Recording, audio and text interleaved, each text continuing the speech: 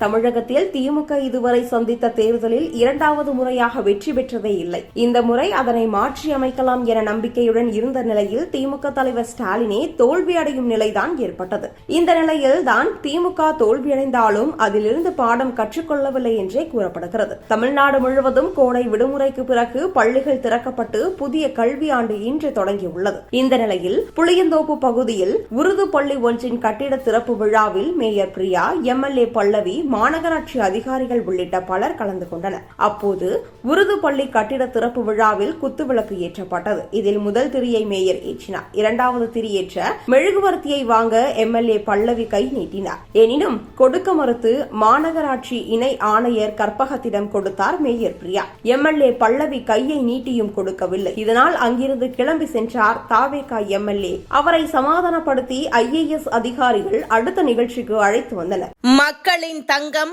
உன்னத தலைவர் திரு அண்ணாமலை IPS அவர்களுக்கு பிறந்த நாள் வாழ்த்துக்கள்.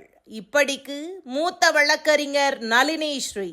இரண்டாவது நிகழ்ச்சியான அரசு தொடக்கப்பள்ளி கட்டிட திறப்பு விழாவில் மேயர் பிரியா குத்துவிளக்கை ஏற்றிவிட்டு எம்எல்ஏ பல்லவியிடம் கொடுத்தார். எனினும் அதை வாங்க எம்எல்ஏ பல்லவி மறுத்துவிட்டார். தொடர்ந்து மேயர் பிரியா இணை ஆணையர் கற்பகத்திடம் மெழுகுவர்த்தியை ஏற்றுமாறு கூற அவர் தயங்கி நின்றார். எம்எல்ஏ பல்லவியிடம் அவர் மெழுகுவர்த்தியை நீட்ட அவர் நீங்களே ஏற்றுங்கள் என்று கூறினார். தொடர்ந்து மேயர் பிரியா தரப்பும் எம்எல்ஏ பல்லவி தரப்பும் வேகமாக கிளம்பி சென்றனர். அசிங்கப்படுத்திய மேயர் பிரியாவை அழகாக ஹேண்டில் செய்தார் எம்எல்ஏ பல்லவி என்று தாவேகா தரப்பு பேசி வரும் நிலையில் இதை இவ்வளவு பெரிய பிரச்சனையாக எம்எல்ஏ பல்லவி கருதியிருக்க வேண்டியதில்லை. முதல் நிகழ்ச்சியில் புரோட்டோகால் படியே மேயர் பிரியா அவ்வாறு நடந்து கொண்டார் என திமுகவினர் களமாடி வருகின்றனர். ஒரு பக்கம் மேயர் பிரியா செய்தது தவறு என்றும், திமுக ஆட்சியில் இல்லாத போதும் கூட திமுக ஆதரவாளரான மேயர் பிரியா இப்படி நடந்து கொள்வது தவறு என்றும், இப்போவே இப்படி ஆட்டம் என்றால் திமுக ஆட்சிக்கு வந்திருந்தால் மோசமான நிலை சந்தித்திருப்பார்கள் மக்கள் என்றே கூறப்படுகிறது. திமுக சார்பாக மேயர் பிரியா